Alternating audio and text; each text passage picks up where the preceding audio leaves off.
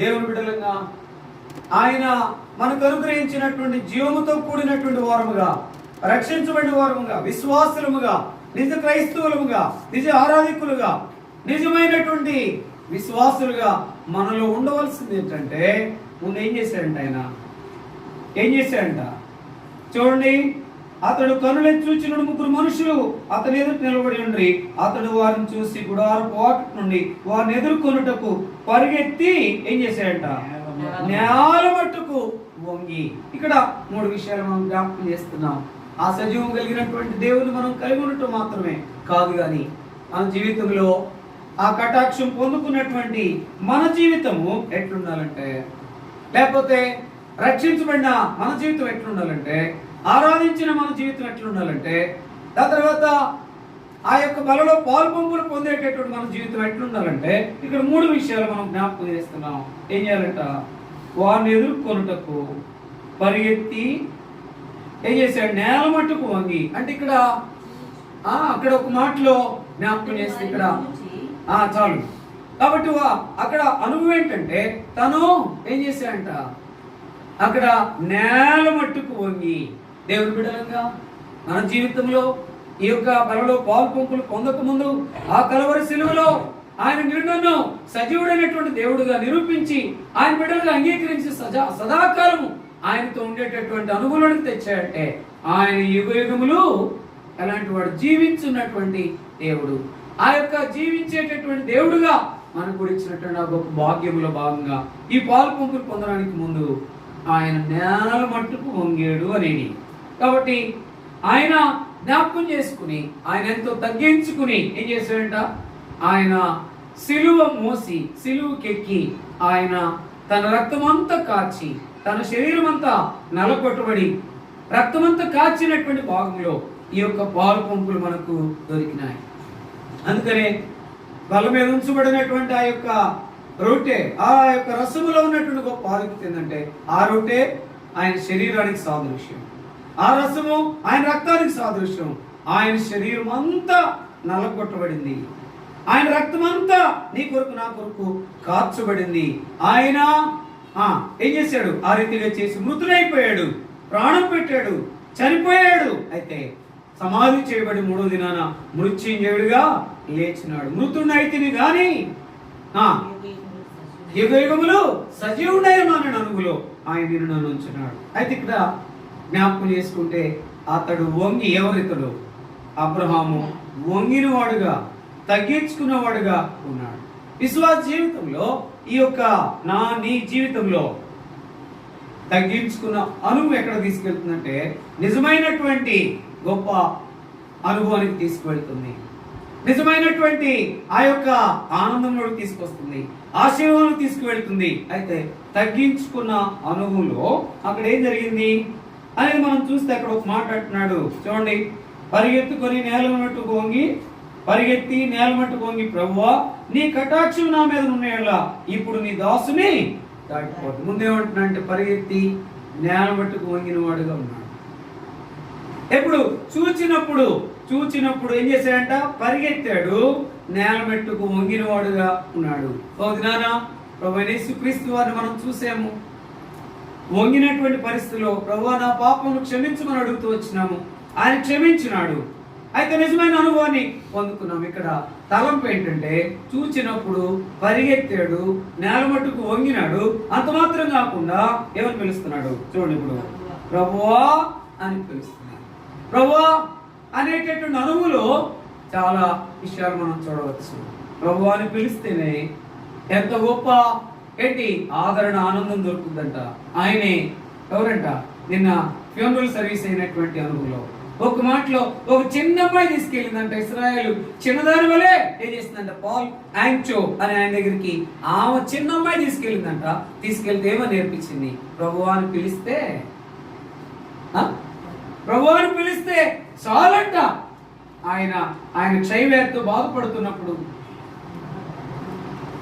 ఆయన చిన్న అమ్మాయి ద్వారా ఏం చేశాడు? ప్రభువాని పిలిస్తే 6 నెలల తర్వాత ఆయన బాగుపడి ప్రభు దగ్గరికి వచ్చి ఎంత సేవ చేశాడో అని. ఆయన చనిపోయిన 14వ తారీఖు నుండి నాకు ప్రతి గంటకు ఆయన మెదులుతా ఉన్నాడు. ఆయన రక్షించబడిన తర్వాత అంట ప్రభువాని ఎన్నో పర్యాయాలు పిలిచి పిలిచి పిలిచి పిలిచి ఏం చేశాడంట, తప్పించిపోయాడంట నా కొరకై ప్రభువా ఇంత. అందుకనే ప్రభువా అనేటటువంటి మాటలు ఆయన ఎక్కువగా జ్ఞాపకం చేసుకున్న మాట ఏంటంటే, ఆయన చెప్పుకుంటున్నటువంటి అనుభవం ఏంటంటే, నేను ఒక అన్న కూడా ఫోన్ చేసి అంటున్నాడు, ఆయన ఎక్కువగా ఏమంటాడంట, ఆయన దగ్గరే ఉందంట, ఆయన దగ్గరే ఉందంట, ఆయన క్షమించడానికి సిద్ధ మనసు కలిగిన దేవుడు అంట. నా పాపలు ఎప్పుడైతే ఒప్పుకున్నానో ఆయన క్షమించినాడు. ప్రభువాని పిలిస్తే చాలు, ఆయన క్షమించేశాడు, నేను ఆయన బిడ్డగా చేశాడు, నీకు నాకు నిజమైనటువంటి ఆ యొక్క సజీవమైన రాయిగా చేసినాడు, సంతృప్తినిచ్చినాడు, అంత మాత్రమే శాంతి ఇచ్చినాడు. అంత మాత్రమే కాదు, ఆయన యొక్క గొప్ప మహిమంతటినిచ్చి యుగయుగములు జీవించే ఆయనతో గొప్ప ఆధిక్యతను ఇచ్చినాడు. అంత మాత్రమే కాకుండా నేను ఆ జీవితంలో చదవబడిన భాగంలో అలాంటి వారమని పొందుకోవడం కాదు కానీ, ఆరాధించడం అనేది కాదు కానీ, అబ్రహాము దగ్గర మనం నేర్చుకోవాల్సింది ఏంటంటే, ఆయన చూచినప్పుడు పరిగెత్తుకుని వచ్చాడు, నేల మట్టు పొంగాడు. అంటే ఆయనలో ఉన్న తగ్గింపు. అందుకనే అబ్రహాములో ఆ యొక్క నేల మట్టుకు తగ్గించాడు. కానీ ఆయన ఏం చేశాడంట, కలవరి వరకు ఏం చేశాడు, తగ్గించుకుని సిలువుకి ఎక్కాడు. సిలువుకి ఎక్కకపోతే, ప్రాణం ఇవ్వకపోతే, నీ కొరకు నా కొరకు ఆయన చనిపోకపోతే నీకు నాకేం లేదు, రక్షణ భాగ్యం లేదు, నీకు నాకు పాలు పంపు లేవు. అందుకని ఆయన కొరకై నువ్వు ఎక్కడెక్కడికో పరిగెత్తొద్దు, ఆయన పరిగెత్తుకునిరా. పరిగెత్తుకుని వచ్చి ఏమని అడగాల, అయ్యా నాకు ఇది చేత కావడం లేదు, నాకు ఇది రావడం లేదు, అందుకని ఏం చేయాలి, పరిగెత్తి ప్రభువాను పిలుచాము. చూడండి అన్నమాట, చదువు అందరం కలిసి. ఆదికాండం 18వ అధ్యాయం, ఆదికాండం 18వ అధ్యాయము 3వ వచనం. ప్రభువా నీ కటాక్షము నా మీద ఉన్నాయడలా ఇప్పుడు నీ దాసుని దాటిపోవద్దు. నీ దాసుని దాటిపోవద్దు అంటే అక్కడ అబ్రహాం కనపడుతున్నాడు. ఆ నీ దాసుని దగ్గర అన్నట్లుగా నేను ఆ పేరు పెట్టుకుంటే ఎంత బాగుండు. కాబట్టి ఆ పేరు పెట్టుకున్నప్పుడు నన్ను దాటిపోవద్దయ్యా, నన్ను దాటిపోవద్దు, నీ యొక్క కటాక్షం నా మీద ఉంచు అనేది అడుగుదాం. నాకు కొన్ని చేత కావట్లా, నిన్ను చూపించేది, నీ కొరకు సాక్షాత్తంగా ఉండేది, నీ కొరకు జీవించేది, నీ కొరకు ఎదురు చూసేది, నీ కొరకై ముందుకు సాగిపోయేది నాకు చేత కావడం లేదని మనం అడిగినప్పుడు ఆయన కటాక్షం. ఇక్కడ ఆయన కటాక్షం అనేటటువంటి అడిగిన సందర్భం అక్కడుంటే, ఇక్కడ మనం ఏ స్థితిలో పడిపోయిన స్థితిలో ఉన్నామో దాని విషయంలో కటాక్షం అనేటటువంటి మాటలోకి వచ్చి అడుగుదాం. ఆయన దగ్గరికి అక్కడ పరిగెత్తి, అందుకనే పరుగులో చాలా ప్రాముఖ్యత ఉండాలి, ఆ పరుగులో చాలా అర్థం ఉండాలి. చూడండి ఒక మాట, అందుకనే ఏంటంటే మనం ఏం చేయాలంట, పైనున్న వాటి మీదనే కానీ భూ సంబంధమైన వాటి మీద ఏం చేయకూడదంట, మనసు పెట్ట కొనకుడి అనే మాట ఉంది. చదవండి అన్నమాట, చదవండి. పైనున్న వాటి మీదనే కానీ, కాబట్టి మనసు పెట్టుకోకుండా ఉండాలి. పై సంబంధమైనవి అనే వాటి మీద మనం మనసు పెట్టుకున్నప్పుడు మనము నిజంగా ఆయన వైపు మనం పరిగెత్తే వారంగా ఉంటాం. ఆయన దగ్గర పరిగెత్తినప్పుడు మనకు దొరికే గొప్ప ఆధిక్యత. ఇటు అటు పరిగెత్తొద్దు, డబ్బు కొరకు పరిగెత్తొద్దు, మనుషుల కొరకు పరిగెత్తొద్దు, ఆయా వస్తువుల కొరకు పరిగెత్తొద్దు, ఆయా పరిస్థితుల కొరకు, లేకపోతే నువ్వు ఏదో ఈ లోకంలో కలిసిపోయేదాని కొరకు పరిగెత్తొద్దు. ఆయన వారిని చూసినప్పుడు ఆ ముగ్గురు అక్కడ చూడండి, అక్కడ అతడు కనులెత్తి చూసినప్పుడు ముగ్గురు మనుషులు అతని ఎదురు నిలబడి ఉన్నది. అతడు వారిని చూసి గుడార పాకెట్ నుండి వారిని ఎదుర్కొనుటకు పరిగెత్తి, అంటే నిజంగా ఎదుర్కొనుటకు పరిగెత్తి నేల మట్టుకు వంగి, 3వ మాట ప్రభువా అని పిలిచి, 4వ మాట నీ కటాక్షము నా మీద నున్నేడలా అనే మాట, 5వ మాట ఇప్పుడు నీ దాసుని దాటిపోవద్దు అనే అనుగులో మనం రాగలిగామంటే చాలు. పైనున్న వాటి మీదే మనము వాటిని వెతికే వరంగా ఉంటాము.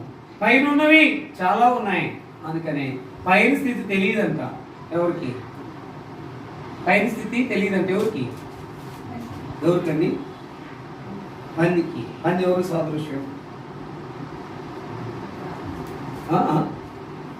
పంది దేనికి సాదృశ్యం, నలుపుకి, దాని తర్వాత పాపానికి, దాని తర్వాత మనిషికి సాదృశ్యంగా ఉందని.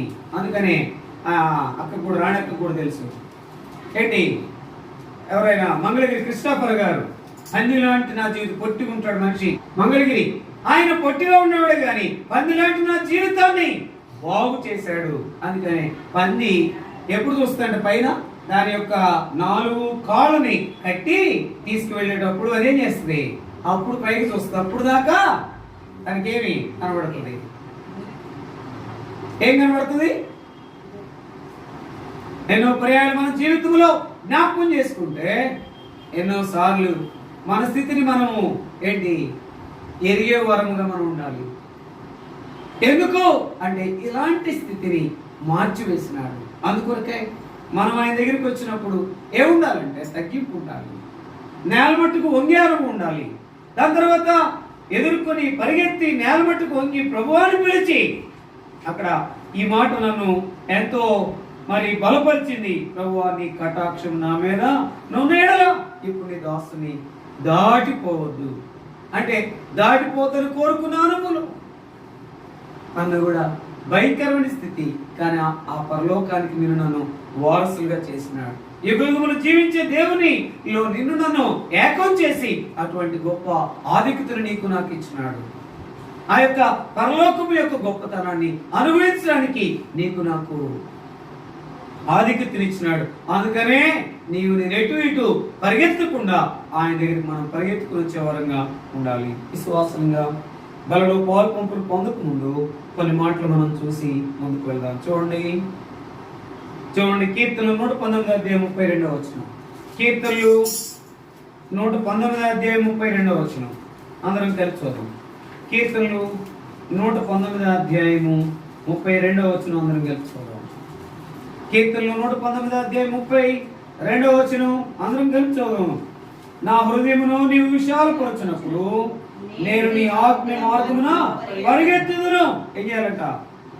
నా హృదయమును నీవు విశాలపరిచినప్పుడు నేను నీ ఆజ్ఞల మార్గమున పరిగెత్తుదును. ఇప్పుడు విశ్వాసకే ఉండాలా, నీ ఆజ్ఞల మార్గం అనే అనుభవం ఉండాలా. కానీ మనం ఎటు పరిగెత్తున్నాము? విన్నట్టుగా వింటామే కానీ మనం పరిగెత్తేదంతా లోకమే. పరిగెత్తేదంతా దేని కొరకు నాయన? పరిగెత్తేదంతా లోకంలో ఏమున్నాయి? శరీరాశ, నేత్రాశ, జీవడము ఉంది. దాని కొరకు పరిగెత్తద్దు. ప్రియ విశ్వాసి, ప్రియ సహోదరి సహోదరుడా, నీవు నేను పరీక్షించుకోవాల్సింది ఎంతకాలం పరిగెత్తావు? దేవుని బిడ్డవని చెప్పుకున్నప్పటికీ కూడా చెప్పుకుంటున్నా అనుభూలో కొనసాగుతున్నా విధానంలో అటు ఇటు ఎందుకు పరిగెత్తావు? ఆయన ఆజ్ఞల మీద ఆజ్ఞల గుండా మనం పరిగెత్తే వారంగా ఉండాలని ఎంత స్పష్టమైన మాట. ఆ యొక్క 32వ వచనంలో మనం జ్ఞాపకం చేసుకుంటే కనుక నా హృదయమును నీవు విశాలపరిచినప్పుడు నేను నీ ఆజ్ఞల మార్గమున పరిగెత్తదను. కాబట్టి నిజంగా హృదయాన్ని విశాలపరిచినప్పుడు ఆ ముగ్గురు మనుషులు కనబడినప్పుడు నిజంగా నీ దాసును దాడిపోవద్దు అనేటటువంటి అనుభవం ఆ పరిగెత్తి ఎట్లున్నాడంటే ఆజ్ఞల మార్గం ఉండ వెళ్ళే పరుగుగా ఉండాలి. ఎన్నో పర్యాయాలు అటు ఇటు పరిగెత్తున్నాము. ఆహారం కోసం, వస్త్రము కోసం, గృహము కోసం ఏమి ఎప్పుడు పడతా ఉంటారో చెప్పలేము. అది ఒకవేళ అవసరమే కాదంటలేదు, కానీ అది 10% ఉండాలి, కానీ అది 90%గా ఉండదు. ఒకవేళ 90%గా ఉంటే దానివల్ల నీకేమీ నెమ్మది ఉండకపోతే ఏముంటుంది? కలవరమే.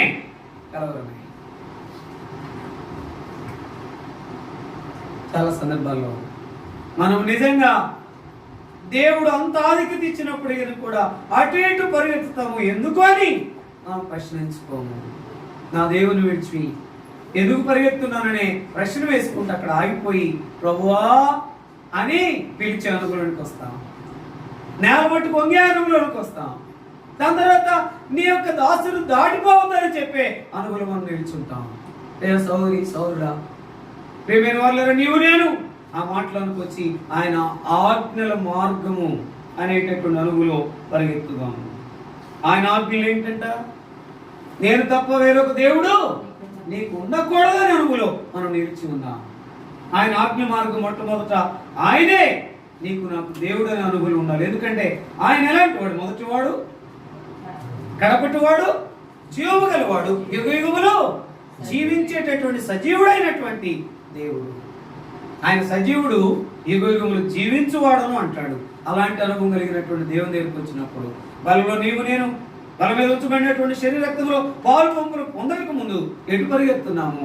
ఆయన ఆజ్ఞల గుండా మనం పరిగెత్తే వారంగా ఉన్నాము. ఆజ్ఞ వైపు లేకపోతే లోకం వైపు, ఆ లోకంలో ఉన్నటువంటి ప్రతి విధానం వైపు మనం పరిగెత్తున్నామా? పరిగెత్తే నష్టం, పరిగెత్తే కష్టం, పరిగెత్తే వ్యాకులత, పరిగెత్తే భయం, పరిగెత్తే ఆందోళన, పరిగెత్తే నెమ్మది లేకుండా ఉంటుంది. అయితే నిజమైనటువంటి అనుగులో ఆజ్ఞల విధానంలో పరిగెత్తితే మనము నిజమైన అనుగులో ఉంటాం.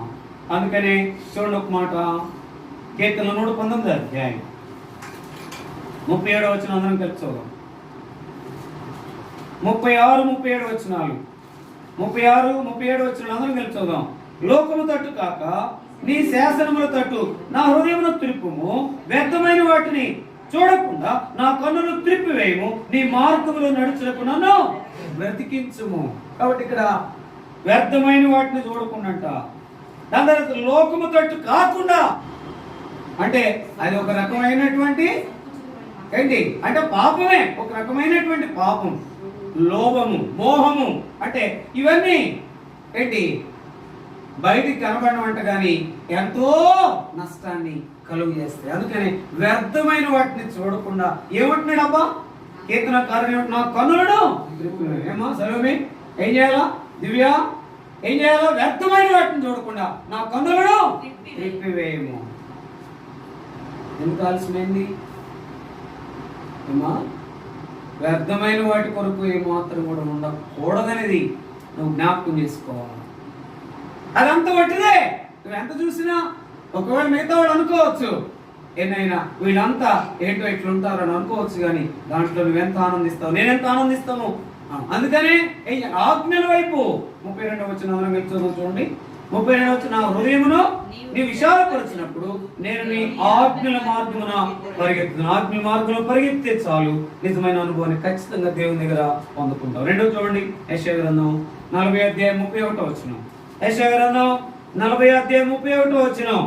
ఏం మాత్రం కూడా సాగిపోయేటప్పుడు ఆరాధించినప్పుడే కాదు, వాళ్ళలో పాలు పంపులు పొందినప్పుడే కాదు, ఏం చేయాలంట చదవండి.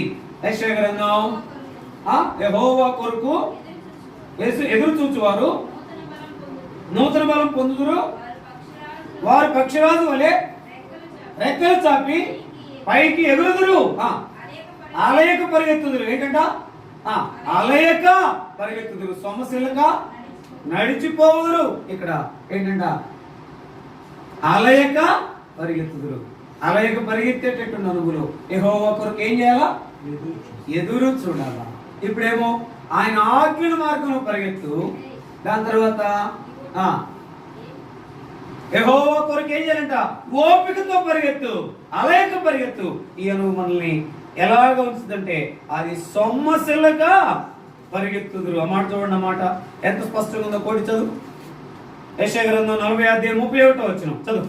యెహోవా కొరకు ఎదురు చూచువారు నూతన బలం పొందుదురు, వారు పక్షిరాజు వలె రెక్కలు చాపి పైకి ఎగుదురు, అలయక పరిగెత్తుదురు, ఆ సొమ్మసిల్లక నడిచిపోదు. అలయక పరిగెత్తుదు, అలసిపోకుండా నువ్వు పరిగెత్తారు. ఏంటంటే యెహోవా కొరకు ఎదురు చూచువారు. ఆ ఎదురు చూచే అనుభవమే ఆరాధించేది, ఆ ఎదురు చూచే అనుభవమే బలలో పాలు పంపులు పొందేది. ఆయన శరీర రక్తంలో పాలు పంపులు పొందడానికి ఎన్నోసార్లు అయ్యా నీ కొరకు ఎదురు చూడలేకపోతున్నాను, దాని తర్వాత అలయక పరిగెత్తలేకపోతున్నాను. అలయక పరిగెత్తేటటువంటి అనుభవంలోనికి రావాలంటే ఆయన కొరకు ఎదురు చూడాలి. యెహోవా కొరకు ఎదురు చూచే అనుభవం నిజంగా అలసిపోయేటట్లుగా మనం చేయదు, అలయక పరిగెత్తదురు. అందుకనే జ్ఞాపకం చేసుకుంటే దేవుని కొరకు ఎదురు చూస్తూ ఉంటే ఇహలోకములో ఉన్నటువంటి శ్రమ, ఇరుకు, ఇబ్బంది అనేది ఏం చేయదంట, మళ్ళీ అలసిపోయేటట్లుగా చేయదు. ఎందుకంటే నా ప్రభు ఉన్నాడు, నాతో ఉన్నాడు, నాకు కావాల్సింది ఇస్తాడు, నన్ను నడిపిస్తాడు. అది ఆరోగ్యమా, ఆదరణ, ఆనందమా, ఆశీర్వాదమా అన్ని నాకు అనుగ్రహిస్తాడు. అయితే నేను ఆయన కొరకు ఎదురు చూస్తా, అలయక పరిగెత్తుతా. ఎదురు చూసి అలయక పరిగెత్తే వరకు ఉండాలి. మొదటిది ఏంటి నాయన? మొదటిది ఏంటి? నన్నే అడుగుతావా అయ్యా అన్నట్టుగా. మొదటిది ఏంటి నాయన? ఎక్కడికి పరిగెత్తాలా? అలయక పరిగెత్తాలా? నన్ను ఎందుకయ్యా నువ్వు అడిగేది అన్నట్టు ఉంది. ఎక్కడికి? ఆజ్ఞల మార్గమున పరిగెత్తాలా? అంటే ఆయన ఆజ్ఞల విషయంలో మనం పరిగెత్తే వారంగా ఉండాలి. రెండోది, యెహోవా కొరకు ఎదురు చూస్తే ఏం చేయాలంట? ఎదురు చూచువారు అలయక పరిగెత్తుదురు. ఆయన కొరకు ఎదురు చూసామంటే ఇక అలుపు లేదు. ఈ లోకాన్ని చూస్తే అలుపు ఉందేమో కానీ ఆయన చూస్తే అలుపు లేదు. జ్ఞాపకం పెట్టుకోవాలి. లోకాన్ని చూస్తే డబ్బు లేదు, కరువు ఉంది, బాధ ఉంది, కరోనా ఉంది, దాని తర్వాత ఇరుకు ఉంది, ఎవరు లేరు అనే భయం ఉండొచ్చేమో కానీ ఆయన వైపు చూస్తే ఏ మాత్రం కూడా లేకపోగా, భయం లేకపోగా ఏముంది? ధైర్యంతో ఆయన నడిపిస్తాడు. అందుకనే చూడండి, మరి కీర్తనలు 27:14 వచ్చిన ఒక మాట చదవండి.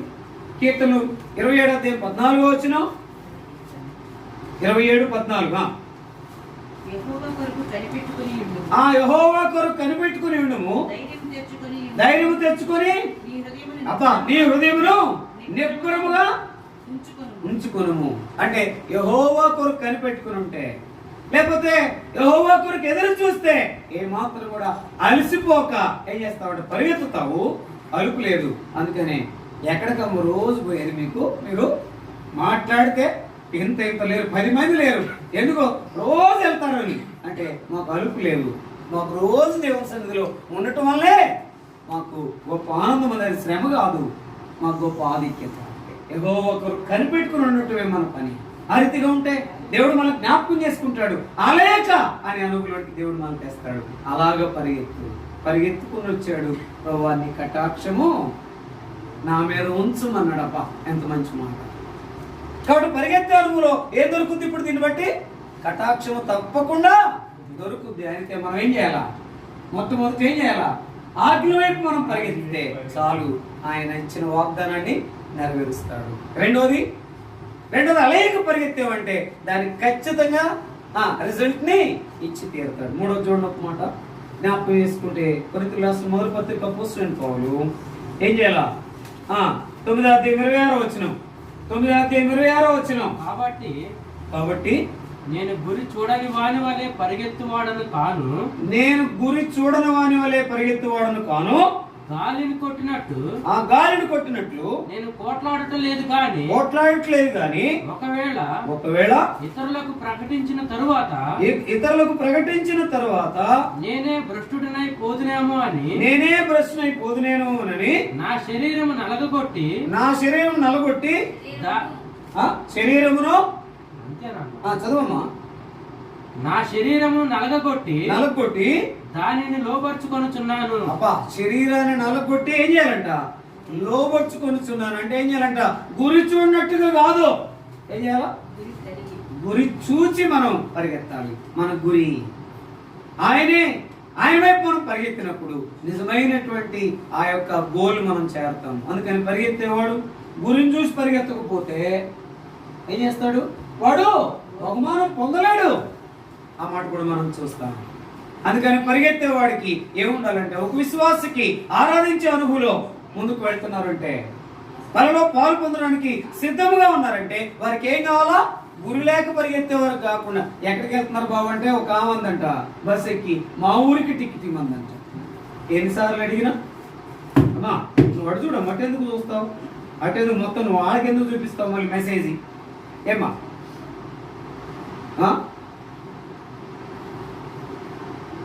ఎన్నిసార్లు చెప్పినా ఎవరికైనా కొంత మార్పు ఉండాలా. ఎందుకు చెప్తున్నామో గమనిక ఎందుకు ఉండదు?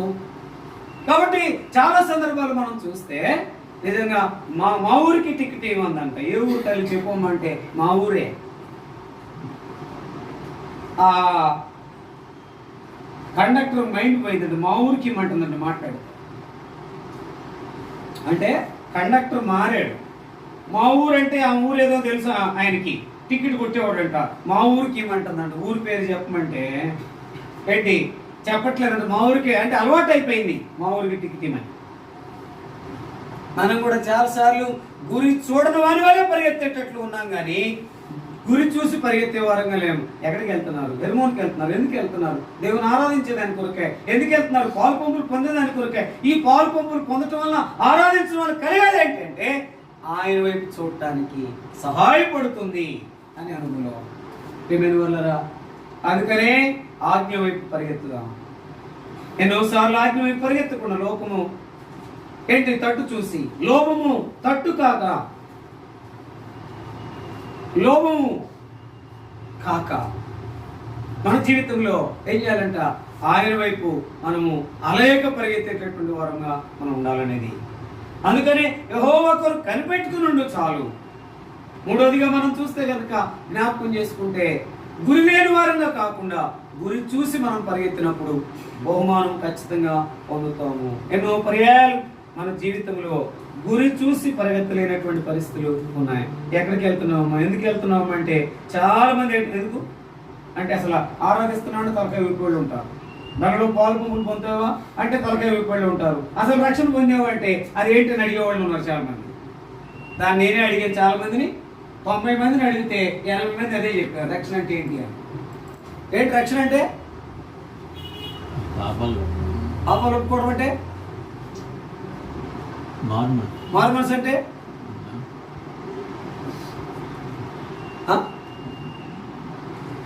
ఈ అనుభవంలోకి వచ్చామంటే ముందు ఒప్పుకోనేటటువంటి అనుభవం కాదు, అక్కడ పూర్తిగా తీసివేసి ఆయన రక్తంలో కడగమని చెప్పేటటువంటి అనుభవం. రక్షణ పొందటం అంటే పూర్తిగా లోకానికి చచ్చాను, నేను పాపానికి చచ్చాను, ఇంకా ఏమాత్రం కూడా పాపము లోకం లేదని చెప్పడమే రక్షణ పొందిన అనుభవం. ఆ రక్షణ పొందిన అనుభవంలో నేను నన్ను మొదటివాడు, కడపటివాడు, సజీవుడైనటువంటి దేవుడు, యుగయుగములు జీవించున్న అనుభవంలోకి తెచ్చిన ఆ దేవుని మనం ఆరాధించాం. పాలు పంపులు పొందడానికి సిద్ధముగా ఉన్నాం. అయితే ఎక్కడికి పరిగెత్తాలంటే ఆజ్ఞమై పరిగెత్తాలా, అలయకు పరిగెత్తాలా, దాని తర్వాత గురి చూసి పరిగెత్తాలా. చదవండి 4వ మాట మనం జ్ఞాపకం చేసుకుంటే చూడండి. ఇప్పుడు ఏం చేయాలంట? హెబ్రీయుల రాసిన పత్రిక 12వ అధ్యాయం 2వ వచనం. ఆ మాట 1, 2 వచనాలకి ఎంత బాగుంటుందో చూడండి. ఇంత గొప్ప సాక్షి సమూహము, ఎంత గొప్ప సాక్షి సమూహము మేఘం వలె మనలను ఆవరించినందున మనము కూడా ప్రతి భారమును సులువుగా చిక్కులు పెట్టే పాపమును విడిచిపెట్టి విశ్వాసమునకు కర్తయు దాన్ని కొనసాగించువాడైన యేసు వైపుకు చూచుచు మన ఎదుట ఉంచబడిన పందెములో ఓపికతో ఎట్లా పరిగెత్తాలంట? ఎవరి వైపు? యేసు వైపు చూచు ఏం చేయాలి? ఓపికతో పరిగెత్తాలి. దేని కొరకు? ఓపికతో పరిగెత్తి దేని కొరకు? గురి యొద్దకే. అందుకనే ఒక పాట ఉంది మన పాటల పుస్తకంలోనే, ఏంటి? గురి యొద్దకే పరిగెత్తుచున్నాను నేను. ఎంత మానుచున్నాను. కాబట్టి ఆ గురి ఏంటంటే పరలోక రాజ్యం చేరేంత వరకు విశ్వాస యాత్రలో ఈ లోకంలో కలిసిపోకుండా ప్రత్యేకంగా ఉండి ఆత్మీయ మార్గమున పరిగెత్తాల్సిందే. దాని తర్వాత అలయక పరిగెత్తాల్సిందే. అలయక ఆయన వైపు చూసి పరిగెత్తాల్సిందే. యెహోవా కొరకు ఎదురు చూచువాడు. దాని తర్వాత గురి లేకుండా కాకుండా గురి చూసి పరిగెత్తాలా, ఓపికతో పరిగెత్తాలా, దాని తర్వాత బహుమానం పొందేటట్లుగా పరిగెత్తాలా. అంటే ఇక్కడ ఓపికతో పరిగెత్తాలి. ఓపికతో పరిగెత్తాలంటే ఏం చేయాలంట? విశ్వాసమునకు కర్తయు దాన్ని కొనసాగించండి ఆయన వైపు పరిగెత్తాలా. అంటే ఓపికతో పరిగెత్తే అనుభవం మనకు ఉండాలి. చాలాసార్లు ఓపిక, చాలా మంది ఏమంటారంటే నాకెంత ఓపిక లేదయ్యా. ఓపిక అంటే ఎంత విశ్వాసంగా ఉండటం అనేది నా వల్ల కాదు, ఎంత తెలియచడం అనేది నా వల్ల కాదు, నా ఇష్టాన్ని ఆ ఒక్కరోజు తీసేసుకుంటానేమో కానీ అన్నిసార్లు తీసేసుకోవాలంటే ఒకవేళ తీసుకుంటే ఒక్కరోజుకి నీ కొరకు తీసేసుకుంటాను కానీ ఏంటి నేను పూర్తిగా తీసేసుకోవటం అనేది నా వల్ల కదా అనేది చాలా మంది జీవితాల్లో ఉంది. ఆ భాగంలో నీవు నేను కూడా ఉన్నాం చాలాసార్లు. కొంతమంది మనుషుల్ని, కొంత ఏంటి ఇహలోక వస్తువుల్ని, ఇహలోక పరిస్థితుల్ని, ఇహలోక వస్త్రాలని, ఇహలోక సుఖభోగాల్ని కోరుకున్న సందర్భాల్లో ఉండి బయటికి రాలేని వారు చాలా మంది ఉన్నారు. పైకి వ్యక్తి గల వారైన దాని శక్తిని ఆశ్రయించలేనటువంటి స్థితిలో మనం ఉండకపోవడం. అందుకని ఓపికతో పరిగెత్తేటట్టు అనుభవం ఉండాలి. 5వదిగా ఈ మాట చూసుకుని మనం ముగిద్దాం. చూడండి ఏం చేయాలంటే ఇప్పుడు ఎక్కడ పరిగెత్తాలా చూడండి. జ్ఞాపకం చేసుకుంటే ఎవరి పరమగీతంలో 1వ అధ్యాయం 4వ వచనం. పరమగీతములు 1వ అధ్యాయం 4వ వచనం. ఎక్కడికి? ఆ గురి యొద్దకు పరిగెత్తేటట్టు అనుభవం ఎక్కడికి రావాలి చూడండి. పరిగెత్తే అనుభవం మనకి ఎంతో అవసరం. నన్ను ఆకర్షించుము, నన్ను ఆకర్షించుము, మేము నీ యొద్దకు పరిగెత్తి వచ్చేదము. అంటే ఎక్కడ నీ యొద్దకు పరిగెత్తి వచ్చేదము అంటే ఎక్కడికి? క్రీస్తు దగ్గరికి. నా యొద్దకు వచ్చే వారిని నేను ఎంత మాత్రమును త్రోసివేయనటువంటి అనువులో నన్ను ఆకర్షించుము, నీ యొద్దకు పరిగెత్తి వచ్చేదము. ఎన్నో పర్యాయాలు ప్రభువా నా జీవితంలో నీ ఆజ్ఞల మార్గంలో నేను పరిగెత్తలేదు. ఎన్నో పర్యాయములు నాయన యెహోవా కొరకు ఎదురు చూచి నా అనుగులో లేదు, అందుకని అలసిపోతున్నాను, అలయక పరిగెత్తుతున్నాను, అనుగులో నేను లేకపోతున్నాను, దయతో క్షమించి నన్ను పూరించమని అడుగుదాం. మూడవదిగా గురి లేకుండా కొన్నిసార్లు పరిగెత్తున్నాను. అయితే ఏం చేయాలి? గాలి చూసినట్టుగా నేను పరిగెత్తున్నాను. అట్లా కాకుండా గురి చూసి పరిగెత్తేటట్లుగా, నీ కొరకే నిలిచేటట్లుగా, నీ కొరకే సాక్షాత్తుగా ఉండగలిగినట్లుగా, నీ కొరకే ఎదురు చూసినట్టుగా నన్ను సిద్ధపరచు. నాలుగోదిగా ఎలాగంట? నిజంగా నిజమైనటువంటి అనుభూలో గురి యొద్దకే ఓపికతో పరిగెత్తే వారంగా మనం బహుమానము కొరకు. ఐదోది ఏం చేయాలంట? క్రీస్తు నొద్దకు రా, నన్ను ఆకర్షించు. ఎవరంట నా మాట? శూలమిత్రి అంటుంది. ఎవరిని? ఎవరు? ప్రాణప్రియుడిని. ఆ ప్రాణప్రియుడు ప్రభువైన యేసుక్రీస్తు వారు. అంటే అక్కడ ఎవరు కనపడుతున్నారు? అక్కడ సొలొమోను కనపడుతున్నాడు. మన ప్రాణప్రియుడు ఎవరు? ప్రభువైన యేసుక్రీస్తు వారు. క్రీస్తు నొద్దకు పరిగెత్తాలా. ఆ శూలమిత్రి ఎవరంటే సంఘము. ఆ సొలొమోను, పరమ సొలొమోను ఎవరంటే మన ప్రభువైన యేసుక్రీస్తు వారి దగ్గరికి పరిగెత్తుకుని వచ్చావంటే అప్పుడు ఏమైందంట? నిజమైన కాపుదల, నిజమైన సేద, నిజమైనటువంటి సంతృప్తితో ముందుకు వెళ్తా. లేకపోతే లోకములోను ఉండి లోభము తట్టు కాక ఆయన వైపు మనం పరిగెత్తిన వారంలో మనం ఉన్నామంటే మన జీవితం ధన్యమైపోతుంది. మనం పరీక్షించుకుని, అందుకని అక్కడ అంటాడు, వారిని చూసి ఎదుర్కొని పరిగెత్తి ఏం చేశాడంట? ప్రభువాని పిలిచి ఏం చేశాడు? ఆ నేల మట్టుకు వంగి ప్రభువాని పిలిచి ఏమన్నాడు? నన్ను దాటిపోవద్దని చెప్పాడు. అందుకొరకే పైనున్న వాటిని వెలుకుడి గాని భూ సంబంధమైన వాటి మీద మనసు పెట్టు కొనకుడి అనే అనుభవంలో మనం ఉండి క్రీస్తు యొద్దకు పరిగెత్తి నిజమైన అనుభవాన్ని కలిగి మనం పరీక్షించుకుని యోగ్యమైన రీతిలో బలలో పాల్గొనడానికి ప్రియ ప్రభువారు సహాయము చేయనుగా.